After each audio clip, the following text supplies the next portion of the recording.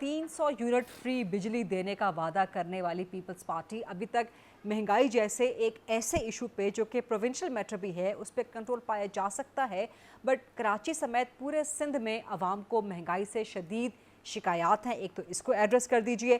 300 units आपने free कहाँ देने हैं? बिजली मजीद महंगी होने जा रही है, गैस इतनी महंगी हो गई है, कराची में इंडस्ट्री कैसे चलेगी इतने महंगे प्रोडक्शन जब कॉस्ट उस पर होगी। महंगाई इस वक्त कोई लोकलाइज्ड इशू नहीं है, सारे पाकिस्तान में एक बहुत बड़ा चैलेंज है हुकूमतों के लिए।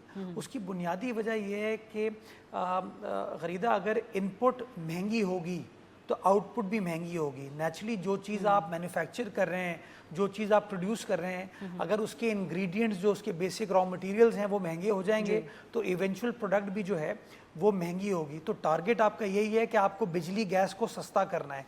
अगर आप, चूँकि मेजर कंपोनेंट इंडस्ट्री का इस वक्त वो एनर्जी कंपोनेंट है, बिजली को सस्ता करने के लिए जैसे बिलाल साहब फरमा रहे थे, जो सलूशन है वो यही है कि आपको रिन्यूएबल एनर्जी की तरफ जाना होगा। आपको जो इम्पोर्टेड फ्यूल है उसको ख़त्म करना होगा। आपके पास लोकल थर कोल में इस वक्त वो रिसोर्स अवेलेबल है जो गवर्नमेंट ऑफ सिंध ने ओवर द ईयर्स साबित कर दिया है कि आपके पास वो कोयला मौजूद है कि आपको इम्पोर्ट करने की ज़रूरत नहीं है। आप अपने कोयले से बिजली पैदा कर सकते हैं। इस वक्त तकरीबन कोई 3200 मेगावाट कोयले से बिजली पैदा की जा रही है सूबाई सिंध के अंदर, और हवा से जो कि विंड एनर्जी है तकरीबन कोई 1250 मेगावाट बिजली हम पैदा कर रहे हैं। जो बिलावल साहब ने 300 मेगावाट फ्री करने की बात की थी, वो नेचुरली हुकूमत में आने के बाद जब वो वज़ीर आज़म बनेंगे तब उनका मंशूर इम्प्लीमेंट होता है। बट मैं आपको उसकी मिसाल ये दूंगा कि माजी में पाकिस्तान पीपल्स पार्टी की हुकूमत ने थर के तहसील इस्लाम कोट में ये करके दिखाया कि वहाँ से कोयला निकला, वहाँ से हमने बिजली पैदा की। तो सिंध गवर्नमेंट ने ये रिलीफ प्रोवाइड की कि गालिबन 100 या 200 यूनिट जो है वहाँ के रिहायशियों को मुकम्मल तौर पर फ्री कर दिए गए थे।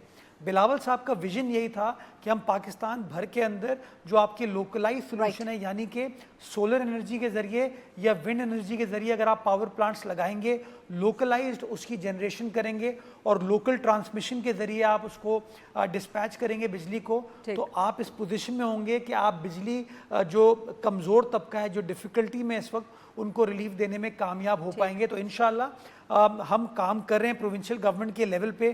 सिंध में हमारी हुकूमत है, बलूचिस्तान में हमारी हुकूमत है। We are endeavouring towards that target. हमारे मिनिस्टर एनर्जी अपॉइंट हो चुके हैं और इंशाल्लाह उस स्ट्रैटेजी के ऊपर काम किया जा रहा है। इंशाल्लाह आप आने वाले वक्तों में इस हवाले से बेहतर तौर पर कारकर्दगी हमारी देखेंगे। दूसरी देखिए गरीदा, मैं बात एम्फेसाइज करना चाहूँगा इस बात पे कि देखें, कभी ना कभी रियासत को मुश्किल फैसले करना पड़ते हैं। हम कब तक गलत बयानी पर चलते रहेंगे?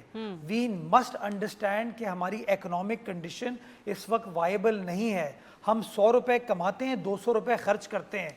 हम कब तक ये गलत बयानी अपनी आवाम के सामने करते रहेंगे? कभी ना कभी आपको वो सख्त फैसले करना पड़ते हैं और मैं ये समझता हूँ कि हुकूमत वो सख्त फैसले करे इस टारगेट के साथ कि जी हम जो कमज़ोर तबका है उसको टारगेटेड सब्सिडी देंगे, अपने इकोनॉमिक पैरामीटर्स को ठीक करेंगे ताकि इवेंचुअल आपकी इकोनॉमिक कंडीशन को हम ठीक कर सकें। ये मुल्क नहीं चल सकता कि अगर सैलरी जो तनख्वाहदार तबका है वो आपको 400 अरब रुपए टैक्स दे और जो आपका रिटेलर तबका है वो सिर्फ आपको चंद अरब रुपए टैक्स दे साल के 8 माह में। तो कहीं ना कहीं हमको अपने हाउस को इन ऑर्डर लाने की ज़रूरत है। हमको वो सख्त फैसले करना होंगे और मैं चाहूँगा कि वो सख्त फैसले हुकूमत करे। मीडिया उन सख्त फैसले को सही तरीके से मीडिया के जरिए लोगों को एक्सप्लेन करे और अवाम उन सख्त फैसलों को इम्प्लीमेंट करने में, इन्फोर्स करने में हुकूमत का साथ दे।